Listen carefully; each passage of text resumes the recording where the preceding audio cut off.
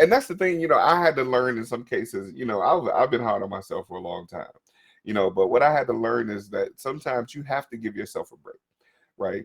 And look at the growth, because my goals for last year, I didn't get all of them done, you know, and when I looked, I'm like, man, I didn't do this, I didn't do this, I didn't do this, I didn't do this. And I looked at the other part of the list, like, whoa, but I got that done, right? And I got that done, and I accomplished that. So even in those times, even I exceeded some of the things that I wrote down. But our mind sometimes plays tricks on us. And oftentimes we'll look at the things that we didn't get done. And unfortunately, we start to measure ourselves from those things that we didn't get it done, as opposed to the growth that I have towards becoming the person that I need to be to accomplish said goal.